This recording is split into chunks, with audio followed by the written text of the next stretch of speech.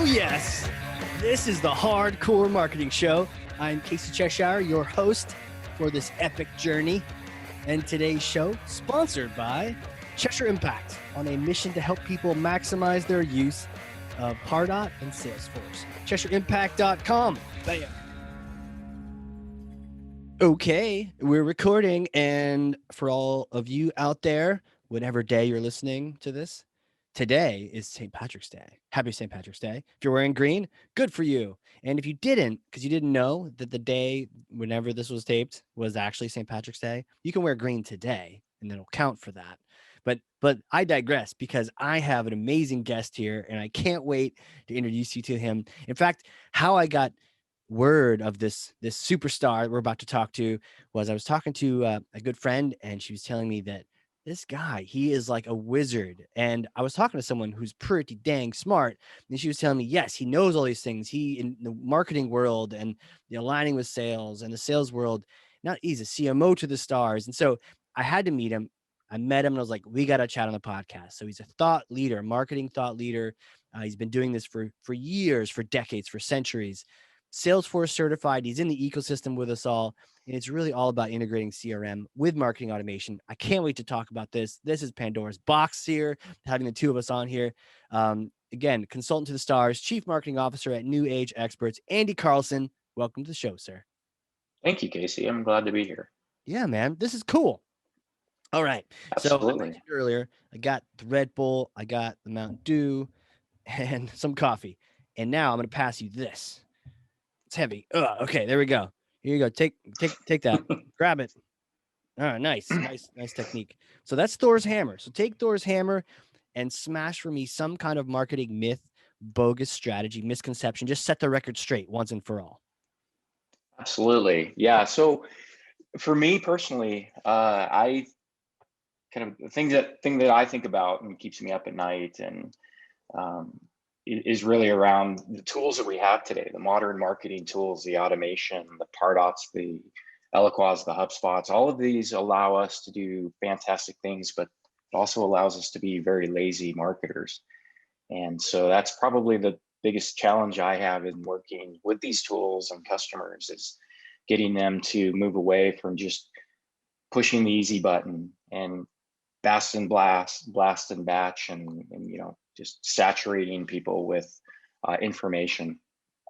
So that's something that I work really hard with my clients and the tools that we have available to us to be really thoughtful marketers and really look for opportunities to improve, do better, and of Yeah. course, deliver great content. Booyah. What is it about the tech these days that makes it so easy? And what is the easy button really? And then why are we pressing it? Yeah, yeah. I think the easy button is send all, right. It's the tools make it really easy to grab a big group of people in your database and easily create content, put the two together, and hit the send button. And I think it's a lot of marketers are under pressure to deliver qualified leads, to move the needle to some degree with Yeah. revenue. And so that they have a little bit of content, and then they have people, and they think, oh, I'll just mash these together and kind of do a spray and pray and hope people are opening these things, and maybe we get one or two click throughs with these emails, and hopefully it goes on to an opportunity. And so it's really that kind of hope is a strategy, with the marketing that I think's a big challenge for everyone.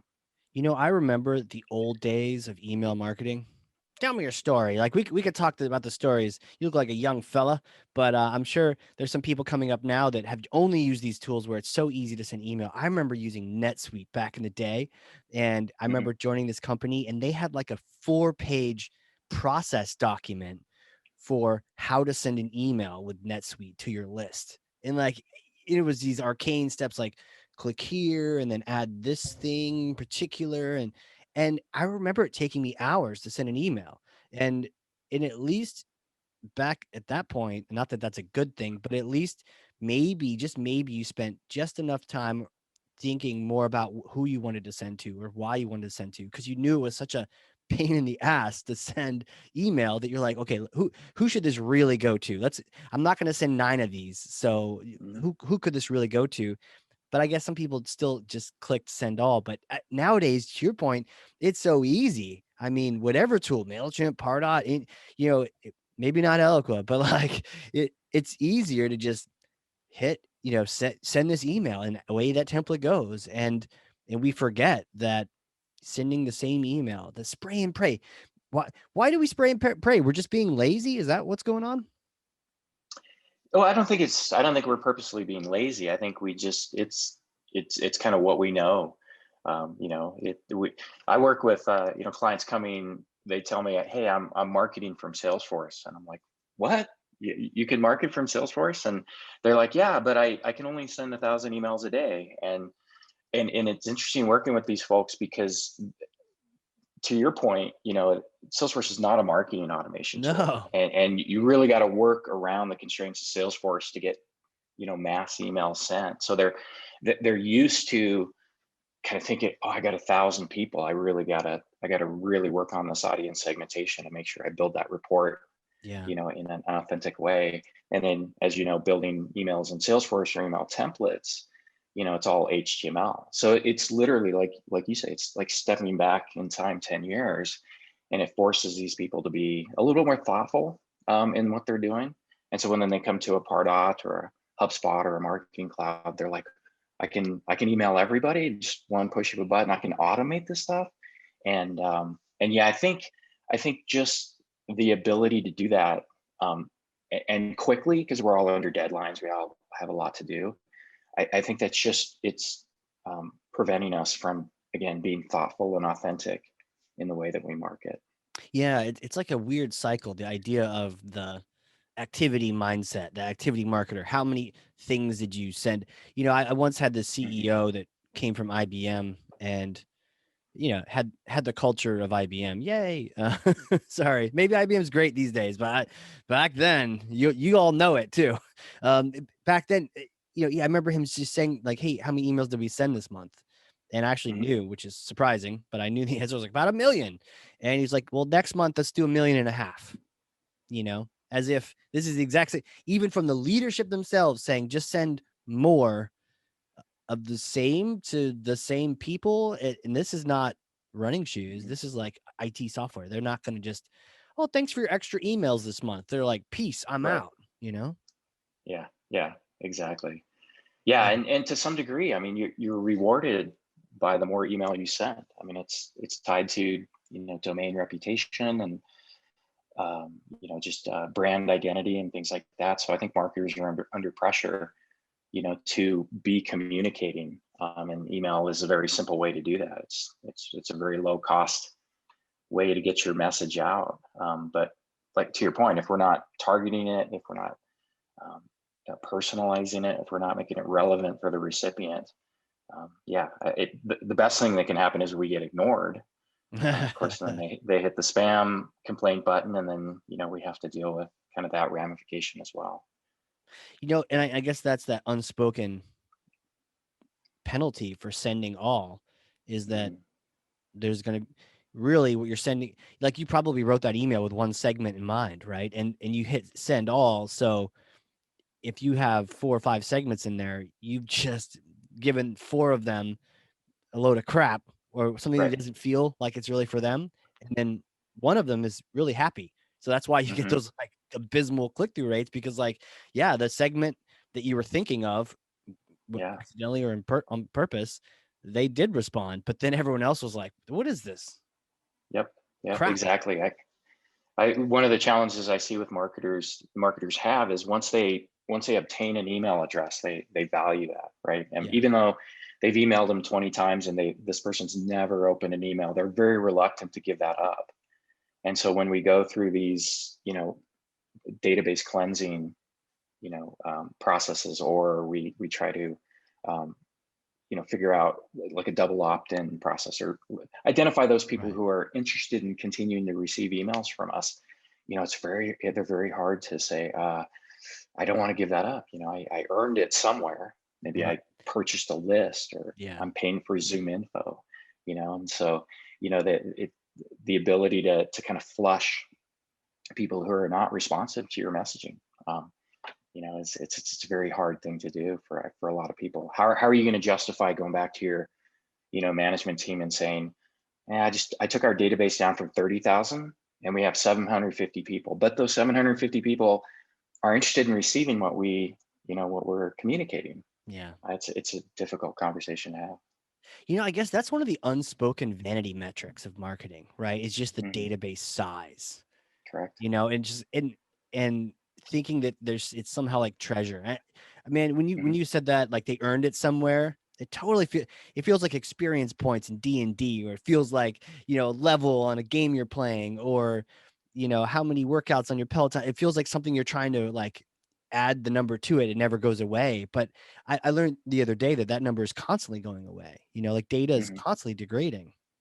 I don't think Right. people realize Right. that. Yeah. Yeah. What's that? 33% of your database year over year is probably no longer valid. And but again, going back to kind of the tools and making it easy, we just go plug in Zoom info, and now we got 10 more thousand people that look like they're marketable, Oh, added okay. to our database. And so we send out those messages. Okay. So yeah, you're right. That does Yeah, kind of like encourage you to be misbehaving. I think so. Yeah, I God, mean, Zoom info. Like what's the deal with Zoom info, right? So like yeah. everyone knows you're not supposed to spam people. In some Hmm. countries care a lot about that and some don't. Right. US is kind of Yeah. like, kinda. Um, Yep. but Zoom info exists, and for cold calling and email spamming. Like, isn't that Hmm. what it seems like this thing? We all use it, not everyone, but like some people, you buy a list and Yep. it's mostly incorrect. Right. Right. Yeah. Yeah. Absolutely. Yeah, I think data, Zoom Info and Clearbit and these data aggregators, augmenters are kind of just the newfangled lists. They're just Yeah. it's just I think an easier way for sales to identify people that are interesting. And of course, once they bring them into Salesforce, they're probably get pushed down the Pardot, and marketers say, "Oh wow, I got all these people with job titles and a lot of good information, a lot of good persona information that I can start to market to." Right. But I mean, I think good teams of marketing and sales, have those conversations and say, and define, what of this sales audience, what is appropriately marketable, and how should we be marketing to them. Wow. Yeah. But And it gets you out of that thing we're talking about where data is degrading and it's going away. You know, mhm, I used to look at data that way too, where it was like a dragon hoarding treasure. You just accumulated more and more of it. But it's more like, one of those fitness apps or something where it tells you, okay, you've been working out lately, so your stats are good. But if you like took the next 3 months off, those stats are going down. So it's like you have to right. keep it up there, keep the data accurate, keep it actionable, segmented, all those kind of things. Um, you Hmm. mentioned earlier Okay. being more thoughtful, right? The tech's allowing us to not be, but to not good results. What do you recommend? Like number one thing, like maybe two, three, four, whatever, but like how could we be more thoughtful and not let the tech just lull us into lazy land? Yeah. Yeah. I mean, I think the biggest thing, if I had to do one thing and try to do it well in email marketing, it would be matching content to persona, right? Um, Oftentimes when we're trying to sell a product, we've got various constituents that we need to convince, right? So Yeah. we take that AVM approach, everybody in that account can be an influencer in a purchasing decision, from a CEO to a CFO to a CMO to the Yeah. purchasing manager, all the way down to the actual end user. And a real thoughtful approach is breaking that content up and serving up content specific to the CFO. CFO wants to know very different things about your product in terms of ROI, long-term cost, all of these things. Then maybe the end user is really just focused on those features and functionalities that help them do their job. So identifying that audience, I love ABM strategy. I think that's probably in B2B, that's the most powerful way that we can market and sell. And then taking the time to shape that content for each persona or role. and then marketing to those people that we identify in those roles, I think is being authentic, and probably the best, hopefully the most effective way we can do it. Have you had a lot of success with ABM? I wouldn't say a lot. It takes a lot of effort. I mean, where I've seen it work is where everybody's engaged. I worked with a HR company in Florida, and they literally brought their CFO into sales conversations with potential client CFOs, right? So this is not just shaping your marketing, it's also shaping the sales team, and being able to speak relevant, you know, topics and content, based on a role match.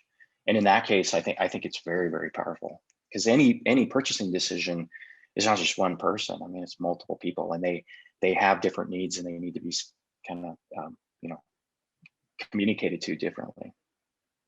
Okay. I can see how that, because it's one of those things, like, it does make you be more thoughtful on the ABM side, but there's a lot of maybe unearned praise for it, as well as there is some legitimate results. But sometimes I get dissuaded by that kind of thing because I see Mhm. sort of the hype, and hype tells me, like, do you actually have results?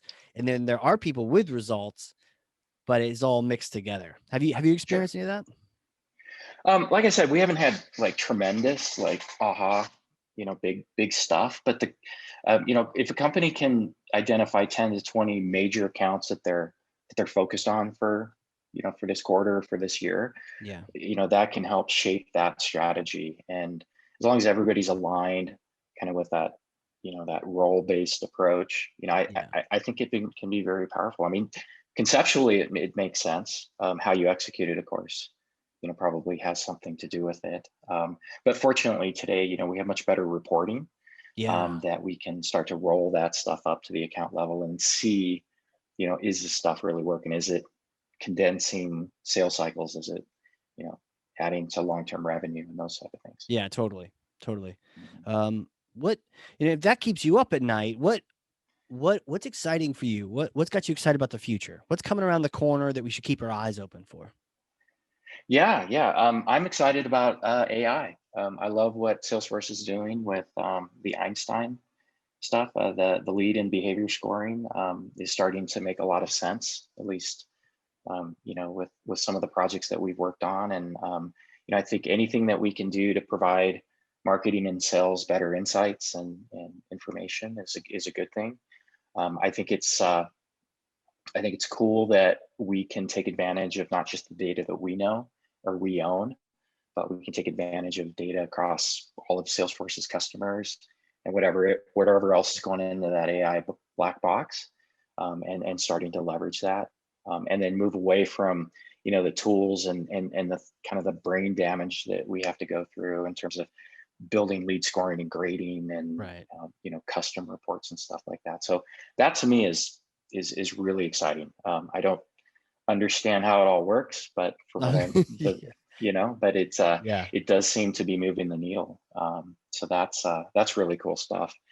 And probably the second thing is anything that we can use to personalize not just an email, but that the whole buyer journey.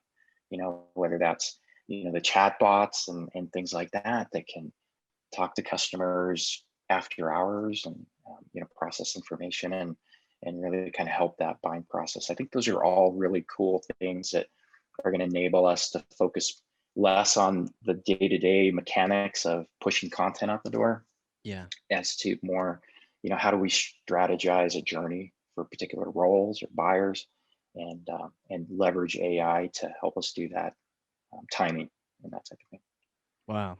Um, I want to unpack some of that. The AI, another thing that can get hyped with, Mhm. and when we watch crazy movies, like, I don't know if what's that one robot one? Ex Machina. Did you see that one? No. No. Oh, you got to Oh, see yeah, this. wait, yeah, yeah, yeah, yeah. The lady robot. Yes. Yes. Yes. There's Yeah. several ladies. Yeah. Yeah. um, Kind of freaky, kind of scary. Hmm. Hmm. We see those kind of things, and then we hear Salesforce now has that too. We're like, wait, Right. Salesforce has killer robots? What could you, maybe not to the how it actually works, because you're right, some Hmm. of it I don't even know either. But what has you most excited about, like, Einstein in particular? and also just the idea of the lead and behavior scoring, because I've seen a lot of that where it's almost just like lead scoring. And sometimes lead scoring just tells you how interested they are in you, but not how Hmm. interested you are in them. So how have they Right. gotten around the ability to say, yes, this person, like they downloaded all your forms, but they're not just a student doing research, they're actually the right person. How have they sort of Hmm. resolved that?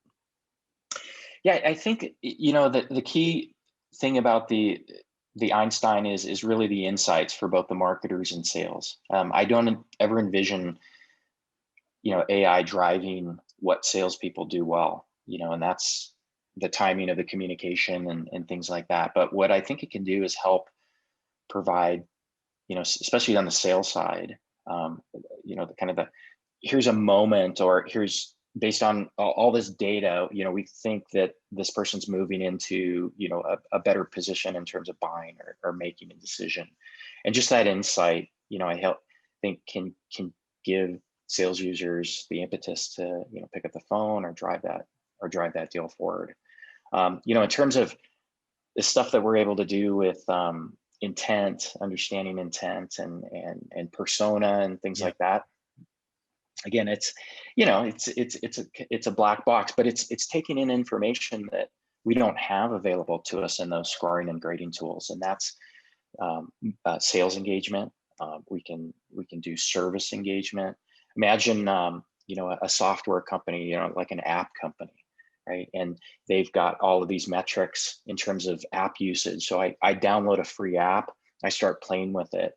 That data goes in and feeds the model that includes sales touches, customer service touches, marketing touches. And so Mm-hmm. we can start to understand, what is the propensity for this person to upgrade or continue to purchase additional things versus go attrition.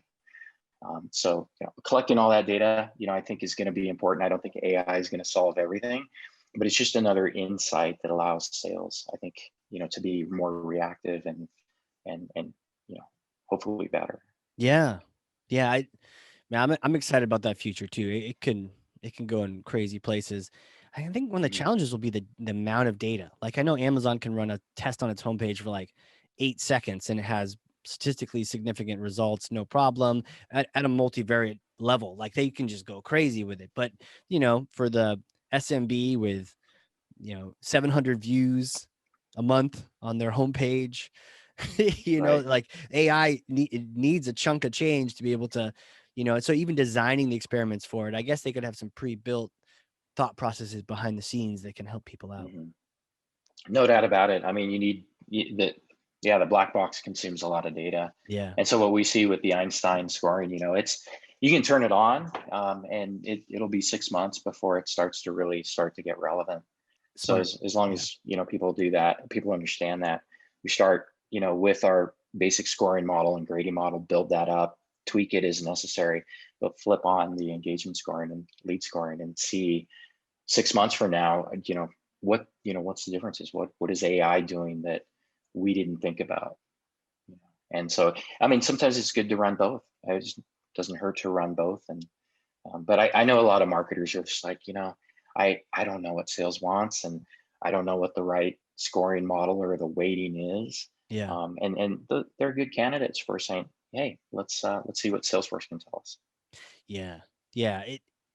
And to your point though, you still need to align with sales. You can't let the tech, oh, I wanted to talk to them, but I'm a little shy, so I'm just gonna run this app instead. It's like you still need to talk to sales. You still need to align, Right.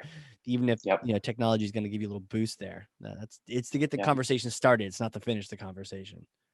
Absolutely. I always think of marketing as, complementary to the sales cycle. Mm, So what can we be doing for the marketing side? Obviously to generate qualified leads, but once they're in that sales process, how can we listen for, slowdowns in the sales cycle, or are people being moved to unqualified?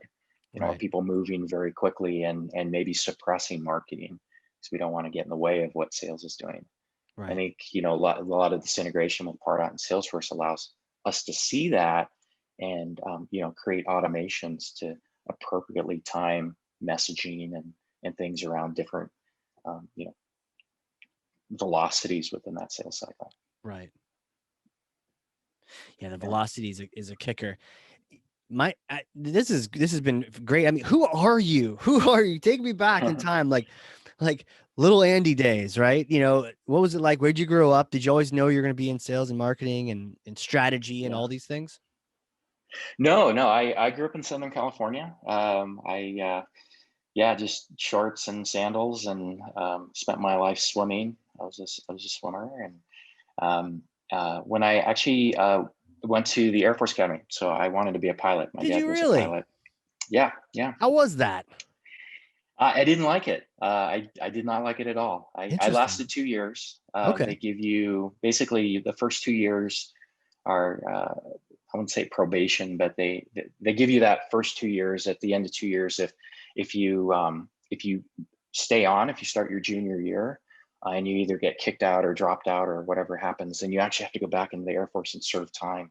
So even though it is a free education, once you Jeez. commit, you have to you have to commit. And I was all in. I wanted to be a pilot really bad, but then I started to get distracted, uh, and by the end of my sophomore year, I realized I could go be a pilot, and do these other things that I wanted to do. So I left, came back to Colorado or Boulder, finished school, and then started doing triathlons. So I was Hey, a real professional quick, triathlete. I want to get to tries, but just Yeah, back to the Air Force Academy.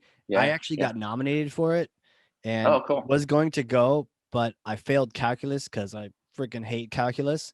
Oh, wow. And I didn't do my homework. And so they're like, yeah, probably shouldn't have you go to the Air Force Academy. Here's an Okay. ROTC scholarship. Try not to get in trouble. Um, Okay. Okay.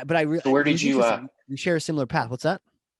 did you end up in the Air Force or? You know, because I failed calculus again when I was in ROTC.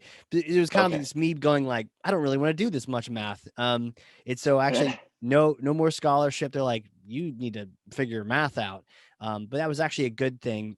Because like you, I thought like, hey, I want to be a pilot, had some private pilot time, Yeah. and then was like, actually, pilots are all about process and procedure Oh, yeah. and data and all the things that I'm not. I'm more like, let's wing it, and that's not Okay. exactly the right and then also you don't get on a plane and you're like, okay, this plane's supposed to go to Newark, but you're like, all right, ladies and gentlemen, we're going to go to Hawaii because I feel like it. None of those things are but Yeah. those are strengths I had. So I totally hear you on it. And it's interesting to hear Yeah. that like you got out, and that kudos to you for doing that, because you could have been stuck in this direction that you were just really not wanting to go in. Hmm. Yeah. I mean, I still wanted to fly. I mean, even after I got out, I pursued my private Did you get instrument it? commercial. Yeah. Yeah. I got my CFI. I did all of that stuff, Wow. Did you fly intensely for about commercial? 2 years. No, no, no. I wanted to. Yeah. That was my goal, is to get on with a commercial carrier, and I had to have, you have to have a certain number of, hours Yeah. in different types of aircraft and stuff like that. So I thought I would become an instructor, make money, and then, when I had time, go and study and fly on these different aircraft. So I had a plan that would get me there, but I started to get distracted with triathlons, and Yeah. Tell me about that. You after, got into yeah. tries. Yeah, yeah. So I kind of leveraged my swimming background, because swimming tends to be the hardest sport of the three to Amen. master. And so yeah, I had the entire time I was in at the Air Force Academy, my friends would ping me and say, "Hey, I'm doing this. I'm going to Hawaii. I'm doing Ironman." And I was What? just like, "Oh, what am I doing here?" And so as soon as I got out, I moved back to up to Boulder, and just started training, and started pursuing that. So yeah, my parents weren't happy. They were really really kind of disappointed, but I went ahead and finished school, and Yeah, but tell me about you the know, tries. Like, what yeah, have you done the Ironman and yeah. So I never did Ironman. okay. Yeah, so one year I went to watch it. Went out to watch it, and I Wow. mean, I couldn't even stand out there for 9 hours or 10 hours in the heat and humidity. So I As a knew right spectator, away. right? Like it's just Yeah, as a bacon on spectator. Kona. Yeah. Yeah, yeah. So I did the international or Olympic distance. Wow. Was U.S. national champion one year, and then sprint distance champion the next year. So What? I had some good You were success. the US national champion. It triathlete? was back in 1992. Yeah. Damn. Yeah. So I I had feel a like I little bit of should bow to success you. and I've only done sprints. Bow to you, sir. okay. Yeah, That's there. amazing. It's a full-time job. I mean, you couldn't Yeah. yeah, the guys that are doing it today, fortunately, there's a little bit more money in it today and they can Mm, make a living and yeah. The important thing is to eat well and take naps. And it's really difficult to race at a top level and then have a side job or a family even. It's tough. eat well and But take naps. yeah, Really? huge. Yep, huge.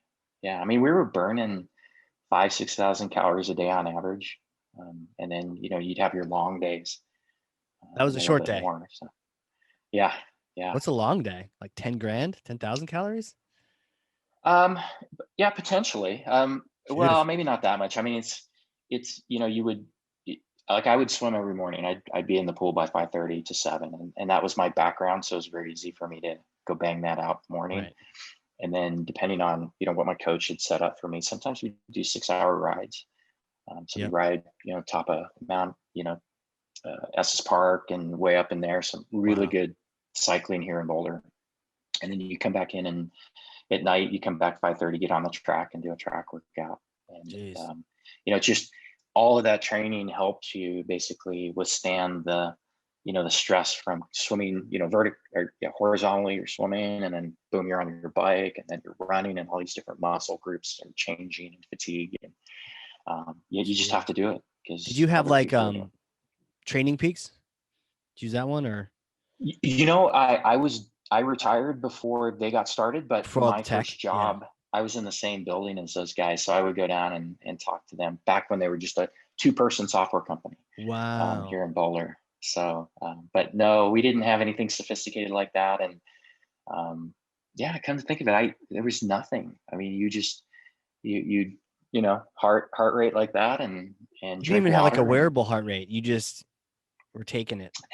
I think they did, they had the straps Yeah. and Oh, then the you had strap. like a Yeah. watch. Yeah, but nothing, nothing sophisticated today, Wow. like power meters and all of this feedback that you can use. I mean, you went hard on your hard days, you went long on your long days, and you were afraid to recover because you felt like if I'm sitting here on the couch today recovering, somebody else is out there doing an awesome track workout. And Recovery um, days. yeah, Someone else is pushing those it. are the hardest. Yep, yep, Wow. exactly. Wow. How did the transition happen? So you're just wholly focused on tries, and then Yeah. where does the marketing bug come from? Yeah, so I started to get injured. So I had a 10-year career. Probably the last two were Wow. I spent a lot of time injured. Okay. Just running and lower leg injuries, things like that. So you start to think, well, I've got to, married, want to have a family. I've got to get into something. So while I was at the Air Force Academy, I'd majored in electrical engineering. That was my goal. And so I basically went back to school at CU, and I focused on. They had a systems network course, Okay. so it was like an IS degree, Sure. and so I went into network systems and server room stuff. I thought that was going to be pretty interesting. I didn't mind being locked in a server room all day, just doing stuff. So that was really my entry into business was as an IT admin Got it. for a couple companies running servers and networks and things like that. So I didn't, I had no even thought around sales and marketing. It didn't even occur to me until I started as an IT person. We started working on websites and the back end of HTML, and I started to interact with marketing people, and at the time I'm like, oh, marketing's just throw stuff to the wall and see what sticks. Yeah. But around that time, 2007, 2008, we were starting to see, things like Pardot and Salesforce, where you could actually start to collect data and measure, how effective marketing is, how effective sales is. And so Yeah. the kind of the creative side of me said, hey, I like marketing. I mean, I like the concept of it, but now we can put some data behind it. This is actually interesting to me. So that was kind of my foray into marketing, was really just working on websites and helping marketing teams or marketing people, you know, think about data and all the things that they kind of the precursors to what we're doing now. Right. Wow. Wow. Yeah. Man, it's funny, interesting. I came a computer route too, so I can totally relate to that. And then it blends perfectly into the tech, because you Hmm. just have that. You just sort of think software. You think like a program. Right. Right. Yeah. And there's plenty of good creative people out there. I Oh don't need yeah. to try to go be creative. Right. I love the role that I play and taking that creativity and shaping it into, authentic, Mm-hmm. authentic experiences for customers. And that's really where I feel like I fit in really well in this model Yeah. of marketing operations and helping sales and helping marketing too. Man, that's incredible. Hypothetical question for you now. Mhm. Um, I may or may not have a time machine in New Hampshire, in Nashua here in my backyard. It's covered with a tarp. And if COVID's all done and everything, come visit. We'll have some lobster, and you get to use the time machine, and it takes you back in time to visit yourself. And typically, it's about the time you graduate school, but because of your special fun story, let's have it go back in time to visit you after that second year at the academy. You get to visit yourself then, like cadet, or what was it, cadet? What would you be? Yeah, Candidate? yeah, Like, that's a yeah, what cadet. you get to meet Yeah. yourself then. What would you tell yourself? What kind of advice would you give yourself, knowing what you know, everything you've been through, things you've discovered about life, and all that? Hmm. I used to. It's a good question. I used to have nightmares uh, where I have to go back and finish at the academy.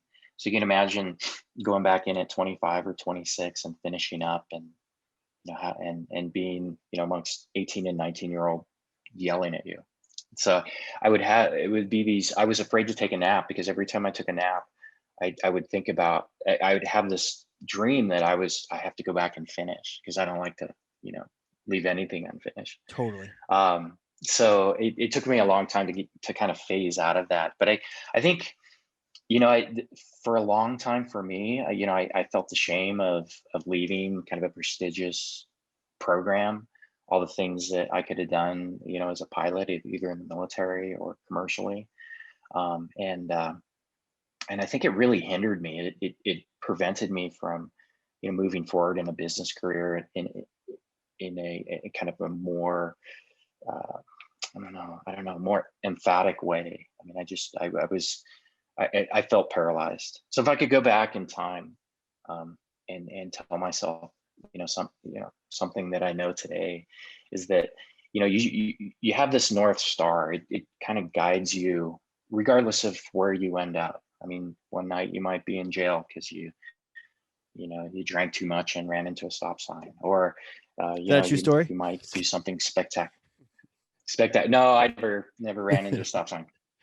Um, but I always felt like I have to be accomplishing something because it's part of being an athlete. You have to Totally. see progress, every day. So I think that the one thing I would say is, life's it's a long race. I mean, you don't have to be ahead at mile 3 and mile 4 and mile 5. It's take the time to enjoy the experience and um, you know um, do what's interesting. I think. And the other thing I'd say is go back and say learn SQL. I feel like if I knew SQL better, there's so many things that we can do with data, not just Mm. marketing data, but sales data and service data, and all these things, and aggregate that stuff and then pull out some remarkable insights. I That's probably the one thing that you know I kick myself for not focusing more on is SQL.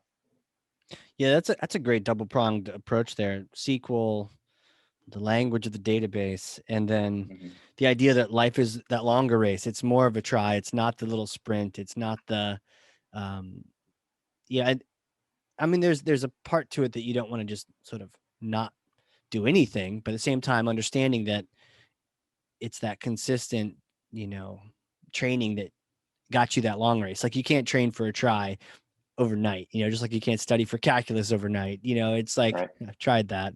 It's that Yeah. consistency, but also there's some comfort in knowing that it's a consistent process and you can You can dominate it that way. Those are wise words. Wise words and sequel. Crazy, man. So you still doing tries just casually for fun or? I haven't done, I think last one I did was about 2010. This has been about 10 years. I do a lot of running, Nice.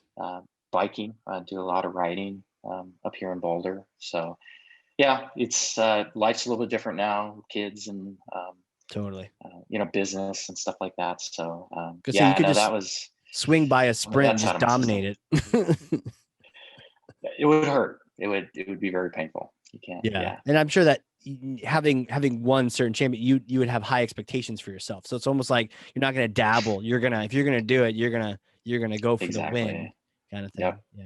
I'll start training 6 months out and Yeah. quit my job and Yeah. yeah, Exactly. So exactly. yeah, I don't encourage you unless you want to, in which case I totally Yeah, encourage you to do that. Um, yeah. yeah, totally. So yeah, kids, life. How about the skiing? Skiing's great. We just had Yeah. a 2 foot storm 2 days ago. Wow. So we got it 28 inches up. So here in Boulder, we've got a local resort. It's about 30 minutes up the mountain. It's about 600 acres, so pretty small, a little quirky resort, but very convenient. So What's it called? yeah, we get up there. It's called Eldora, Eldora, and it's so we have a pass system here. Okay. There's basically two major passes. So if you buy into one pass, it gets you specific mountains, Okay. and then you buy into the Tell me other one, more. it gets you I've different never mountains. skied out Mhm. west. I've only skied it. It's the best. Yeah, I feel like I've It's the missed out. best. So tell Yeah. teach me the way. There's two. What are the two passes? Which one do you recommend? So we have the Icon Pass, which is what we're on, and that has Eldora. Let's see, Winter Park, Arapahoe Basin, Steamboat. Trying to think what else. Copper Mountain's a big favorite of ours, and those are all within 2 to 3 hour drive Cool. on a good day. And then the other pass is the Epic Pass, which is the Vail owned pass. So you get your Vail, the Aspen, Beaver Creek. What else? Breckenridge, Keystone. So they're two. Basically, what's happening in the ski industry is that all of the resorts, it's really difficult for a resort to be profitable, especially last year with COVID. And so they're just getting gobbled up by these major entities. And so you Wow. have Icon and you have Vail, and they literally own every resort in the world. Wow. So you align with kind of the one that is closest to you or the one that you like. And I know some people that have both, so that they can literally ski anywhere on the Front Range or in the mountains. And Wow. yeah, That's interesting. I didn't know that about the two different passes. And hmm it's just come out here a little bit because I know one of the mountains is a Vail Epic Pass mountain. yep, yep, So that's interesting. yeah, Interesting.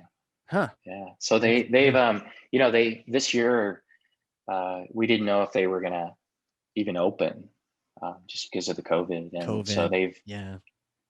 they've done a remarkable job at enforcing masks, social distancing. When you get on a chair today, you can elect to ride by yourself, or if it's a wide chair, you can sit on opposite ends with a stranger. Yeah. Whereas before they'd mash you into like a gondola with 600 people, and your knees are up against each other with Like pack you in strangers there, and stuff. right? And Yeah. oh yeah, yeah. So it's a little bit different, but everybody's been really good at abiding by the rules so we can stay open. And so That's awesome. fortunately we've had a great season. That's awesome. I'm gonna have to get out there. Have to do some have to Absolutely. get some lessons. I've never skied in like deep powder. I wouldn't know what to do with Yeah. myself. Yeah, it's tough. People go, oh, powder, fresh snow, and then they get out there and then they realize they can't. It's a totally different skiing than skiing on groomers. I mean, it's a totally different technique, and it's you'll wipe yourself out on a powder day if you're not ready for it. We had kind of a powder day the other day, but it was like a probably a good foot or two. I know that's like tiny in comparison, but it was kind of like a heavy powder though. So it wasn't like Mhm. light. It was like heavy, and it was just work, man. And I Oh yeah, I can ski Yeah. the other stuff, but that was just like tiring me out. And normally I'm down in like 2 minutes, and this was like I'm down in like 8 minutes because it's just taking Yep. forever to get Yeah. down Yeah. there. Do you ski in both Burns your the? I legs out. mean, is it mostly the fluffy stuff, or is it really all the kinds? Well, yeah, you obviously ski whatever is available. Yeah. We do like powder, and this last storm that we had was a Pacific storm, so there was a lot of moisture content in the Mm. snow. So it was more akin to kind of what you experience on the East Coast. So when you get out there, you sink knee deep, and unless you're on a very steep grade, it's hard to get going. You need Yeah. momentum to turn and hop through your turns. But most of the time we get good storms up here, especially Steamboat up in the mountains. They get what they call champagne powder, which Huh. is a very light, fluffy. It's those it's those video clips that you see where the guys are just like floating through and this Totally. powder spraying in their face. Yeah, that's wintertime, mountain snow, man. That stuff's great. That stuff's so much fun. Man, sign me up. That sounds awesome. Yeah, You get some champagne yeah, powder, then get to the bottom, hop in a hot tub and drink some champagne and be like, that was perfect. yeah, Man. Well, hey, where can exactly. people connect with you if they want to reach out, get some more marketing strategy, they want to just connect with you professionally? What's a good social platforms, good URLs, all those things? Sure, sure. Yeah. So I'm on LinkedIn, Andy Carlson Co. I'm also at New Age Experts. We're a Salesforce implementation partner.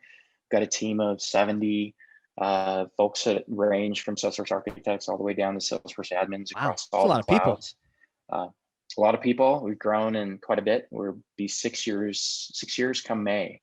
So Jeez. started with 3 people in a 6x6 office, and growing to 70, and anticipate growing to 150 by the end of next year. So the ecosystem's just been tremendous, and Yeah. a lot of opportunity for everybody. But yeah, I focus on the marketing team. We do Pardot, Marketing Cloud, Marketo, HubSpot, all the major Salesforce integrated marketing automation systems. So I can be reached through New Age Experts as well.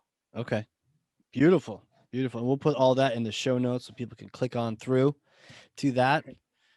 With that, man, this has been fun. Thanks for coming on here, just hanging out with me on a Wednesday, on a very lucky Yeah, Wednesday. thank you. I appreciate it. Back to work, but yeah, it was nice chatting with you, and love listening to your show. Awesome, man. And hey, don't forget to get some green on. I don't know if you got green on yet, but you gotta do that. All I right, don't know, I'm I on don't my know what way. the penalty is on a virtual world. Maybe it's you get muted or something. I don't know. But yeah, happy St. Patrick's Day, and it was great You as chatting. well. Yeah, thank you very much. I All appreciate it. right. For those people All right. listening, this has been the Hardcore Marketing Show. We will catch you all next time.